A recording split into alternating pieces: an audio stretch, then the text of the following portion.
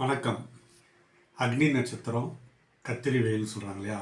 இதில் வந்து சுப நிகழ்ச்சி நடத்தக்கூடாதுன்னு சொல்கிறாங்க.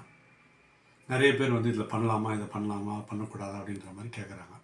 ஆக்சுவலாக அந்த கத்திரி அக்னி நட்சத்திரத்தில் என்ன பண்ணலாம், ஏன் பண்ணக்கூடாது அப்படின்றத பற்றி பார்ப்போம். அது என்னென்னா, சூரியனோட உஷ்ணமான காலகட்டம் அது. உச்சமாக இருக்குது. அந்த ஜாதகத்தில் பார்த்தாலும் மேஷ ராசி காலச்சக்கரம்னு சொல்லுவாங்க. சித்திரை மாதம் 1ஆம் தேதி சூரியன் வந்து மேஷ ராசியில் உச்சமாக வராரு. அப்போது மிகப்பெரிய அரசியல் தலைவர்கள், அரசாங்க அதிகாரிகள்லாம் சூரிய உச்சமாக இருந்தால் அவங்க வந்து பெரும் லெவலில் உத்தியோகத்துலேயும் உயர் பதவியும் அரசியலையும் அடைகிறாங்க. அப்போ அந்த சூரியன் உச்சமாகிறது நல்லது தானே. அப்போயே அது கெடுதல் அவாய்ட் பண்ணுறோன்னா, அந்த காலத்தில் கரண்ட்டு கிடையாது. கரண்ட்டு இல்லாத போது நைட்லேயும் ஃபேன் இருக்காது இல்லையா? அப்போ டோட்டலாகவே வெப்பமாக இருக்கும். ஆடி மாதத்தில் கல்யாணம் பண்ணால் சித்திரையில் குழந்தை பிறக்குன்றதால ஆடி மாதம் கல்யாணம் பண்ண மாட்டாங்க. ஏன்னா அந்த குழந்தை அந்த சூடை தாங்காது. வெப்பம், கட்டி, கொழுப்பு மாதிரி வரும்ன்ட்டு. அதேமாதிரி வயதானவங்களுக்கும் அது வந்து உச்சமான வெயில் வந்து ஆகாது. அதனால் வந்து அந்த சூரியன் உச்சமாகும் போது கரண்ட் இல்லாத காலங்களில் அப்போ அவாய்ட் பண்ணாங்க. இன்றைக்கி ஏசி இருக்குது, நிறைய பேர் வீட்டில் ஏசி இருக்குது. பார்ட்டி ஹால்லலாம் ஃபங்க்ஷன் பண்ணுறவங்களாம் பாதிப்பு இல்லை.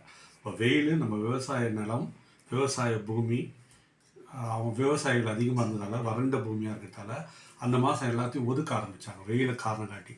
எப்படி வாஸ்துலாம் கூட இந்த சூரியனை வச்சு தான், ஜோதிடம் கூட சூரியனை மையமாக வச்சு தான் கட்டங்களாக ஜாதகம்லாம் நம்ம பார்க்குறோம் எல்லாமே. ஏன்னா சூரியன் தான் உயிரை கொடுக்குற ஒரு தன்மை. சூரியன் இல்லைனா எந்த ஜீவராசியும் வாழாது. அப்போது இது நல்லதாக கெட்டதாகும் போது நீங்கள் தானாக ஏதாவது அமைஞ்சு இந்த கத்திரியில் எதனா சுப நிகழ்ச்சி பண்ணும்போது இந்த மாதிரி இந்த சிந்தனையை வச்சுங்க. வெயில் அதிகமாக இருந்தால் தான் வேணான்றாங்க.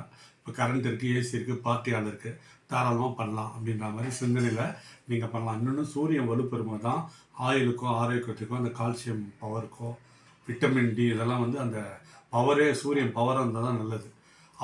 அப்பான்றதுக்கு காரணம் சூரியன். அப்போ சூரியன் உச்சமானால் தந்தைக்கும் நல்லதுன்னு சொல்கிறாங்க. அப்போது சிவனை வழிபட்டுட்டு நீங்கள் எதை வேணால் செய்யலாம் கத்திரியில். நன்றி, வணக்கம், வாழ்க.